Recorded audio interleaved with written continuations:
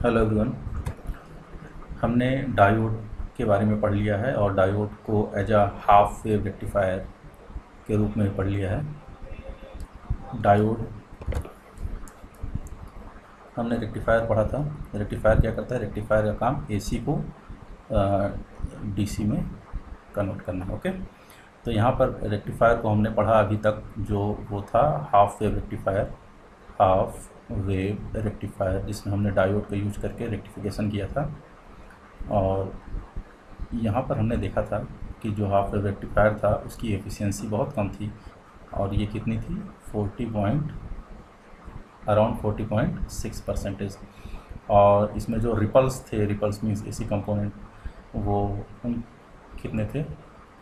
उसकी क्या वैल्यू थी? 1.2। ओके, वहाँ पर हमने देखा था कि हाफ वेव रेक्टिफायर वो क्यों था? क्योंकि इनपुट की हाफ वेव ही रेक्टिफाई हो रही थी। अगर हम बात करें वहाँ पर पॉजिटिव साइकिल की, पॉजिटिव साइकिल में पॉजिटिव हाफ साइकिल की, तो पॉजिटिव हाफ साइकिल में हमें जो आउटपुट मिल रहा था वो इनपुट के बराबर मिल रहा था। It means Vm sin omega. ये आप लोगों ने देखा होगा लेक्चर, तो आप लोगों को याद होगा। और नेगेटिव हाफ साइकिल में हमें आउटपुट क्या मिल रहा था? कुछ भी नहीं मिल रहा था, जीरो। ठीक है, तो आपको सिर्फ हाफ वेव में ही आउटपुट मिल रहा था पॉजिटिव हाफ साइकिल में, और नेगेटिव हाफ साइकिल में नहीं मिल रहा था, इसलिए ये हाफ वेव रेक्टिफायर था। लेकिन अब जो आपको पढ़ना है वो पढ़ना है full wave rectifier. Full wave rectifier तो ये क्या करेगा? ये इनपुट सिग्नल की, फुल वेव रेक्टिफायर, इसका काम ये होगा कि फुल वेव को ये रेक्टिफाई करेगा। पिछले वाले में सिर्फ हाफ वेव किया, तो पॉजिटिव हाफ या नेगेटिव हाफ साइकिल ही रेक्टिफाई हो रही थी, इट मीन्स उसको डीसी में कन्वर्ट कर रहे थे। लेकिन इसमें दोनों वेव्स का रेक्टिफिकेशन होगा। तो फुल वेव रेक्टिफायर हमें जो पढ़ना है वो दो तरीके से फुल वेव रेक्टिफिकेशन पढ़ना है, जिसमें से पहला है full wave rectifier using bridge. हमें जो पढ़ना है टॉपिक वो है फुल वेव रेक्टिफिकेशन पढ़ना है, और जिसमें हम पहला टॉपिक पढ़ेंगे फुल वेव ब्रिज रेक्टिफायर। तो यहाँ पर हम जो रेक्टिफिकेशन करेंगे वो ब्रिज रेक्टिफायर के थ्रू करेंगे। इसका सर्किट हमने ऐसा बनाया हुआ है, यहाँ पर आप देखिए, यहाँ पर हमने इनपुट वोल्टेज देने के लिए ये टर्मिनल, दो टर्मिनल दिए हुए हैं, और यहाँ पर 4 डायोड D1, D2, D3 और D4 यूज किया हुआ है। कुछ इस तरीके से ब्रिज के रूप में इसको कनेक्ट किया है, और यहाँ पर हमने लोड रेजिस्टेंस लगाया हुआ है, जिसके अक्रॉस हमें output voltage, final output voltage मिलेगा। तो ये आपको सर्किट समझ में आया। यहाँ ब्रिज के रूप में 4 डायोड्स को कनेक्ट किया गया है। इनपुट वोल्टेज हमने यहाँ दिया हुआ है, इनपुट आपका AC है, तो इनपुट आप जो देंगे उसमें 2 साइकिल्स होंगी, और वो साइकिल्स क्या होंगी? एक पॉजिटिव साइकिल होगी और एक नेगेटिव हाफ साइकिल। 0 से पाई तक पॉजिटिव हाफ साइकिल, और पाई से 2 पाई तक नेगेटिव हाफ साइकिल। ओके, तो सबसे पहले हम कंसिडर करते हैं ये वाला केस पॉजिटिव हाफ साइकिल के लिए, दिस वन। ओके, इस केस में ये वाला टर्मिनल पॉजिटिव होगा और this terminal will be negative. तो पॉजिटिव हाफ साइकिल में ये टर्मिनल पॉजिटिव होगा और ये नेगेटिव होगा उसके रिस्पेक्ट में। अब ये देखिए, ये पॉजिटिव है, तो इसके पॉजिटिव होने की वजह से यहाँ पर ये डायोड फॉरवर्ड बायस होगा, और ये डायोड उस रिवर्स बायस हो जाएगा। सिमिलरली यहाँ पर देखिए, ये नेगेटिव सप्लाई है, तो इसके नेगेटिव से ये वाला, ये P वाला है, तो P वाला नेगेटिव जुड़ा है, इट मीन्स ये हो जाएगा रिवर्स बायस, और इसके नेगेटिव होने की वजह से यहाँ पर ये हो जाएगा फॉरवर्ड बायस। क्यों हो जाएगा? आप लोगों को इसके बारे में हमने सारी चीज़ें बताई हुई है पहले भी, कि ये सप्लाई है, सप्लाई के कनेक्शन के अकॉर्डिंग ही फॉरवर्ड और रिवर्स बायस होता है। तो यहाँ पर 4 कंडीशन बन गई, ये वाला फॉरवर्ड बायस है, ये वाला फॉरवर्ड बायस है, और बाकी ये दोनों रिवर्स बायस है। और हम जानते हैं कि एक आइडियल डायोड की बात करें तो आइडियल डायोड, अगर हम इन चारों डायोड को आइडियल डायोड कंसिडर करते हैं, तो एक आइडियल डायोड क्या होता है कि वो फॉरवर्ड बायस जो होता है वो, उसको हम रिप्रेजेंट करते हैं उसको एक शॉर्ट सर्किट के द्वारा। तो यहाँ पर हम चाहें तो इस डायोड को हटा करके, क्योंकि ये फॉरवर्ड बायस है, तो इसको हम एक इसके इक्विवेलेंट सर्किट से रिप्रेजेंट करें, तो इसको हम क्या कर सकते हैं? कुछ ऐसे कर सकते हैं। ठीक है, इससे कोई दिक्कत नहीं होगी, क्योंकि फॉरवर्ड बायस कंडीशन में और हमने इसको आइडियल डायोड माना है। तो हम इसके इक्विवेलेंट सर्किट से रिप्रेजेंट कर रहे हैं। तो चारों डायोड को यहाँ पर ये भी फॉरवर्ड बायस है, तो ये फॉरवर्ड बायस है, तो इसको भी हम शॉर्ट सर्किट से रिप्रेजेंट कर सकते हैं। ये रिवर्स है। अच्छा, रिवर्स बायस डायोड जब होता है तो उसको हम कैसे रिप्रेजेंट करते हैं, आप लोग ध्यान करिए। जो मैंने पढ़ाया था तो उसमें मैंने आपको बताया था फॉरवर्ड और रिवर्स बायस दोनों कंडीशन में आइडियल डायोड के लिए।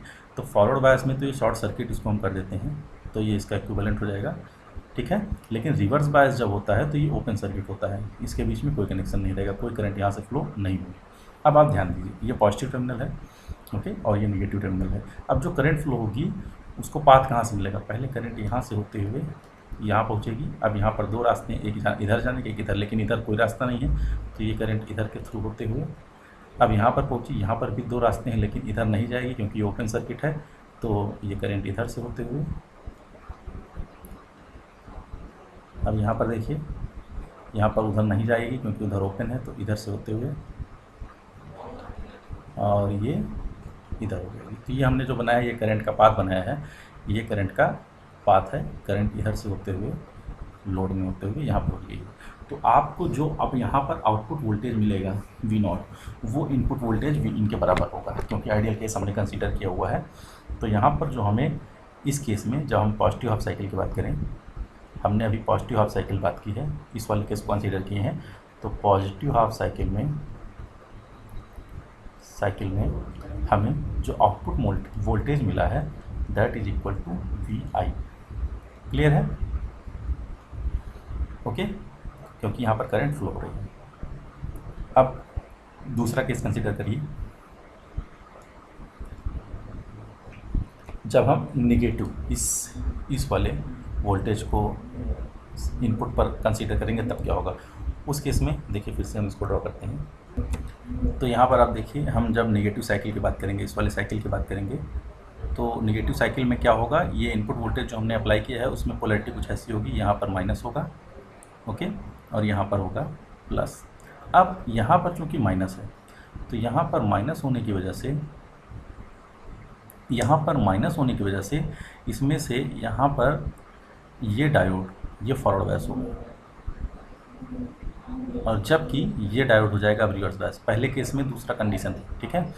और इसी तरीके से ये इधर, ये देखिए, ये पॉजिटिव टर्मिनल है, तो ये पॉजिटिव टर्मिनल होने की वजह से बैटरी सोर्स का पॉजिटिव टर्मिनल, तो इसकी वजह से ये हो जाएगा रिवर्स बायस और ये वाला हो जाएगा फॉरवर्ड बायस, ओके। अब इसको हम क्या करेंगे, इसको हम यहाँ पर फॉरवर्ड बायस और रिवर्स बायस केस हो गई, तो इसको इक्विवेलेंट सर्किट के द्वारा हम डायोड्स को हटाएंगे। यहाँ पर जो चारों डायोड हैं इसको हम इसके इक्विवेलेंट सर्किट से हटाएंगे based on the forward bias and reverse bias condition, और हम ये मानेंगे कि ये जो डायोड्स हैं वो आइडियल हैं। आइडियल मीन्स कि इसमें कोई भी ड्रॉप इसके अक्रॉस नहीं हो रहा है, ना इसका कोई अपना रेजिस्टेंस है। तो ये कंसीडर करते हुए चारों डायोड्स को हम उसके इक्विवेलेंट सर्किट, तुल्य सर्किट के द्वारा हम रिप्रेजेंट करेंगे। तो यहाँ पर देखिए, ये फॉरवर्ड बायस है, तो फॉरवर्ड बायस जो डायोड होता है, फॉरवर्ड बायस डायोड आप जानते हैं कि जब फॉरवर्ड बायस होता है और आइडियल केस की हम बात करते हैं, तो आइडियल केस में हम उसको क्या करते हैं, उसको हम शॉर्ट करते हैं, ठीक है। तो इसको हम क्या करेंगे, इसको हम शॉर्ट करेंगे क्योंकि फॉरवर्ड बायस है, और ये रिवर्स बायस है, रिवर्स बायस को ओपन करते हैं, ठीक है। और इसी तरीके से फॉरवर्ड बायस है तो इसको शॉर्ट करेंगे, ये वाला रिवर्स बायस है तो ओपन ही रहेगा, ठीक। अब यहाँ पर देखिए, अब करंट कैसे फ्लो होगी, ये नेगेटिव टर्मिनल है, ये पॉजिटिव टर्मिनल है, करंट यहाँ से फ्लो होते हुए यहाँ पर आएगी। ये हमने जो पहले वाला करंट बनाया है ये स्टार्टिंग वाला करंट है। अभी ये इसको यहाँ हम दूसरे कलर से ड्रॉ कर देते हैं ताकि आप लोगों को डिफरेंस समझ में आए। ये जो करंट फ्लो है ये पहले वाला था, ठीक है। अब हम क्या करते हैं, करंट यहाँ से फ्लो होना शुरू होगी, इधर आएगी पॉजिटिव टर्मिनल से होते हुए। अब यहाँ पर इसको दो पाथ मिलेंगे, या तो इधर जाए या तो उधर जाए, लेकिन इधर ओपन सर्किट है तो ये इधर जाएगा, ओके। अब यहाँ पर जैसे पहुँचा, यहाँ पर भी इधर ओपन सर्किट है तो ये करंट इधर जाएगा, और उसके बाद फिर इधर ओपन सर्किट है तो ये इधर से होते हुए इधर से इस तरीके से करंट की साइकिल पूरी होगी, ठीक है। तो यहाँ से करंट इधर, फिर ऐसे, फिर ऐसे, फिर ऐसे और फिर ऐसे। तो आप देख रहे हैं यहाँ पर देखिए, यहाँ पर भी आपको आउटपुट करंट मिल रही है, और जो वोल्टेज यहाँ पर अवेलेबल है वही वोल्टेज यहाँ पर आपको लोड के अक्रॉस मिलेगा। तो आप देखिए, पिछले बार वाले में जो हम हाफ वेव रेक्टिफायर पढ़ रहे थे तो वहाँ पर जब निगेटिव साइकिल मिल रही थी तो उस समय आउटपुट वोल्टेज कुछ नहीं मिल रहा था, लेकिन यहाँ पर देखिए करंट फ्लो हो रही है। हमने मैकेनिज्म हमने सर्किटरी ऐसी बनाई थी कि निगेटिव हाफ साइकिल में भी हमें जो आउटपुट वोल्टेज मिल रहा है वो इनपुट वोल्टेज के बराबर है। आप यहाँ KVL लगा सकते हैं, सिंपल सा, ठीक है। और एक ध्यान देने वाली बात ये है कि यहाँ पर देखिए जो पॉजिटिव साइकिल जब हमारी थी तो करंट फ्लो हो रही थी ऐसे, और लोड के क्रॉस करंट कैसे फ्लो हो रही थी, इस डायरेक्शन में। और जब नेगेटिव हाफ साइकिल है तब भी लोड के क्रॉस करंट फ्लो हो रही है इस डायरेक्शन में। डायरेक्शन करंट की सेम है, इस वजह से ये देखिए ये डायरेक्ट करंट होगी दोनों कंडीशन में। चाहे आप पॉजिटिव हाफ साइकिल की बात करें तब भी इसी डायरेक्शन में करंट फ्लो हो रही थी, और निगेटिव हाफ डायरेक्शन में तब भी लोड के अक्रॉस इसी डायरेक्शन में करंट फ्लो हो रही थी, जिस डायरेक्शन में देखिए ये हमने ये यहाँ पर एरो दिखाया हुआ है। इसीलिए हमने इसको मिटाया नहीं था ताकि आप लोगों को क्लियर हो कि दोनों ही साइकिल्स में करंट की डायरेक्शन सेम है, ठीक है। तो अब आपको यहाँ पर जो आउटपुट वोल्टेज मिलेगा, आउटपुट वोल्टेज यहाँ पर ये इनपुट वोल्टेज था। अब इनपुट वोल्टेज में 0 से पाई, तो 0 से पाई मीन्स पॉजिटिव हाफ साइकिल में आउटपुट वोल्टेज इनपुट वोल्टेज के बराबर है। तो जो इनपुट वोल्टेज है वही आउटपुट वोल्टेज है, ओके। और पाई से 2 पाई की बात करें तो हाफ वेव में ये 0 मिलता था, लेकिन यहाँ पर निगेटिव हाफ साइकिल में भी V0 = VI है। करंट की डायरेक्शन देखिए यहाँ पर सेम है।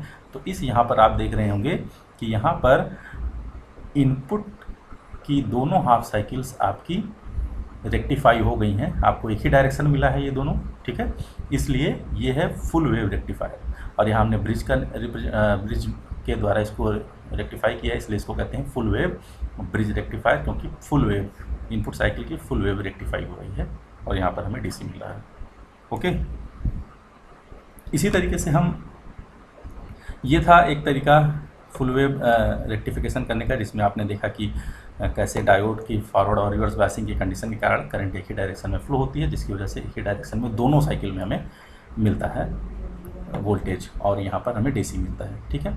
अब इसी तरीके से जो दूसरी सर्किटरी हमने पढ़नी है उसको कहते हैं फुल वेव, ये अगला टॉपिक है फुल वेव रेक्टिफिकेशन। इसमें भी करेंगे, लेकिन हमने इसमें यूज किया है दूसरा सर्किट जिसको कहते हैं centre tapped rectifier, centre tapped rectifier circuit, ये हमने दिखाई हुई है नीचे। अब यहाँ पर देखिए ये सर्किट में हमने एक ट्रांसफार्मर, ये ट्रांसफार्मर का सिंबल होता है, ये ट्रांसफार्मर की प्राइमरी वाइंडिंग है। नंबर ऑफ कॉइल्स यहाँ पर कुछ हो सकते हैं, और ये आपका कोर रिप्रेजेंट करता है, और यहाँ पर ये सेकेंडरी वाइंडिंग है, ठीक है। ये आप लोग ट्रांसफार्मर में जानते होंगे। तो यहाँ पर हमने एक ट्रांसफार्मर का यूज किया है, और इस ट्रांसफार्मर की खास बात ये है कि यहाँ पर इसका जो नंबर ऑफ टर्न्स का रेशियो है 1:2 है। 1:2 मतलब अगर यहाँ पर नंबर ऑफ टर्न्स 50 होंगे इनपुट साइड पर या प्राइमरी पर, तो सेकेंडरी में ये क्या होंगे, ये 100 होंगे टोटल टर्न्स। मतलब यहाँ पर इस जितना टर्न होगा उसका दुगना यहाँ पर टर्न होंगे, ठीक है। तो जो ये एक स्टेप अप ट्रांसफार्मर है, क्योंकि यहाँ पर नंबर ऑफ टर्न इसमें कम है और उधर ज़्यादा है, तो इसका मतलब कि यहाँ पर अगर 50 टर्न है तो यहाँ पर 100 टर्न हो जाएंगे। ये टर्न है, ठीक है। तो number of turns per depend करता है वोल्टेज। वोल्टेज कैसे डिपेंड करता है, मान लीजिए इसको हम ऐसे डिपेंड करते हैं, मान लीजिए नंबर ऑफ टर्न्स मतलब कि यहाँ पर जितने टर्न हैं प्राइमरी साइड पर, इसको प्राइमरी कहते हैं और इसको सेकेंडरी कहते हैं। तो ये प्राइमरी साइड पर number of turn divided by secondary side पर नंबर ऑफ टर्न, मतलब इधर जो टर्न है इक्वल टू होता है प्राइमरी साइड पर जो वोल्टेज है डिवाइडेड बाई सेकेंडरी साइड पर जो वोल्टेज है। Number of turns per he, in turns की संख्या पर ही डिपेंड करता है कि आउटपुट साइड पर या सेकेंडरी साइड पर हमें कितना वोल्टेज मिलेगा। तो यहाँ पर ध्यान दीजिए कि हमने NP और NS का रेशियो क्या है, 1/2 लिया हुआ है। अब ये 1/2 लिया हुआ है तो ये हो सकता है ये 50 हो तो ये 100 हो, ये 100 हो तो ये 200 हो, ठीक है। डिवाइडेड इक्वल टू VP मतलब प्राइमरी पर वोल्टेज। तो हमने यहाँ पर जो वोल्टेज अप्लाई किया है वो कितना है, VI इनपुट वोल्टेज, ठीक है। और डिवाइडेड बाई सेकेंडरी साइड पर वोल्टेज कितना है ये हमें निकालना है। तो सेकेंडरी साइड पर वोल्टेज यहाँ से कितना आ जाएगा, सेकेंडरी साइड पर वोल्टेज आ जाएगा 2 × VI, मतलब इनपुट पर जितना वोल्टेज है उसका दुगना वोल्टेज यहाँ पर हमें मिल जाएगा आउटपुट साइड पर, ओके। आउटपुट साइड पर हमें इनपुट साइड पर वी आई है तो आउटपुट साइड पर या सेकेंडरी साइड पर हमें कितना वोल्टेज मिलेगा, 2 इंटू वी आई मिलेगा।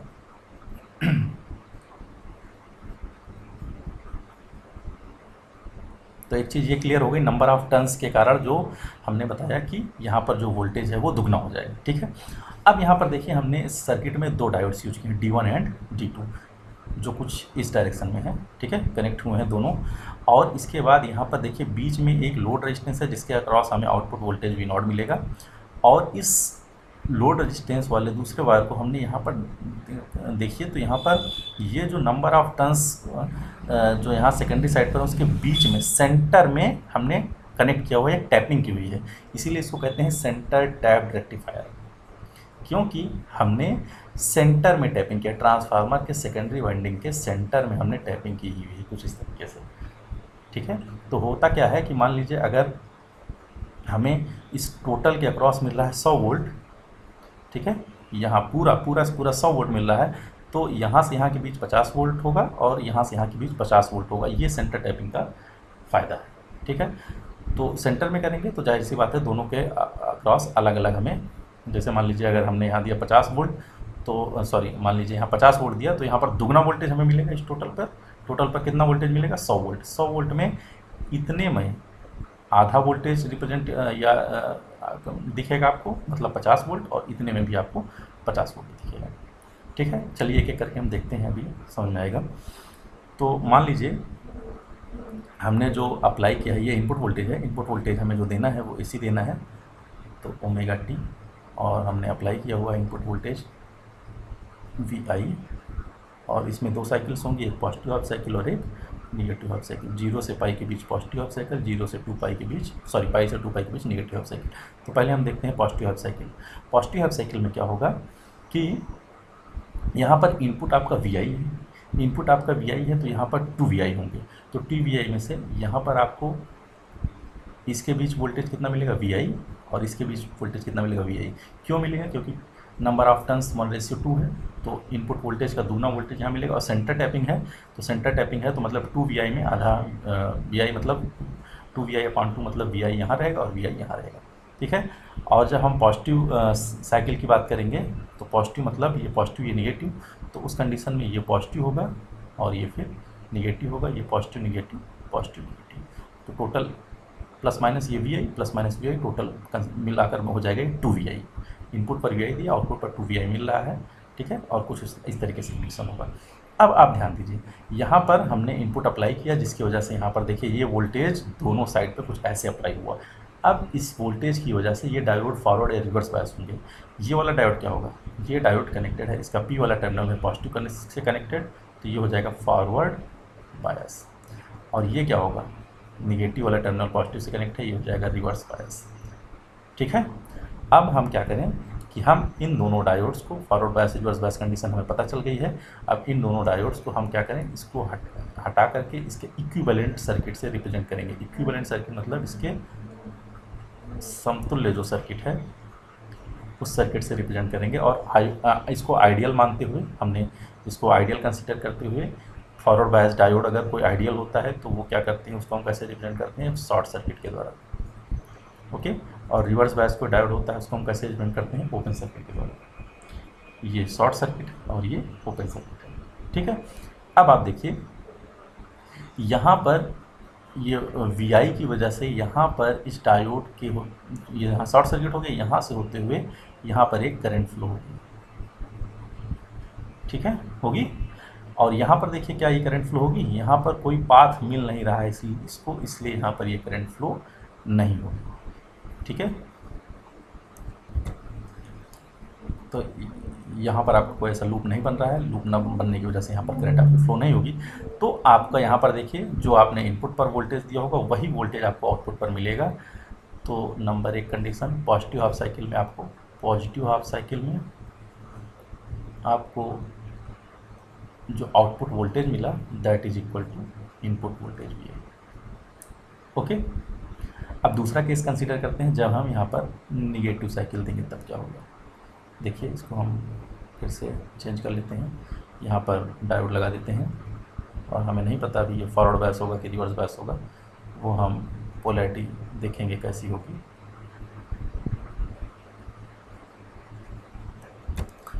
यहाँ पर देखिए अब ये कंडीशन, और ये हम नेगेटिव साइकिल की बात कर रहे हैं। नेगेटिव साइकिल में for negative cycle, negative half cycle, input की नेगेटिव हाफ साइकिल की अब बात करेंगे। उस केस में क्या होगा, नेगेटिव हाफ साइकिल में यहाँ पर जब इनपुट वी आई अप्लाई करेंगे तो यहाँ पर भी वी आई हो जाएगा, यहाँ पर भी हो जाएगा। ये आपको क्लियर, ठीक है। तो चूंकि ये नेगेटिव है तो ये वाला नेगेटिव होगा और ये वाला टर्मिनल पॉजिटिव होगा। ये नेगेटिव तो ये पॉजिटिव, और फिर ये पॉजिटिव ये नेगेटिव, तो टोटल ये वी आई और ये वी आई मिल करके यहाँ पर 2 VI वोल्टेज रिप्रेजेंट कर रहे हैं। ओके, अब यहाँ पर देखिए इस वोल्टेज की वजह से ये डायोड फॉरवर्ड बायस होगा या रिवर्स बायस।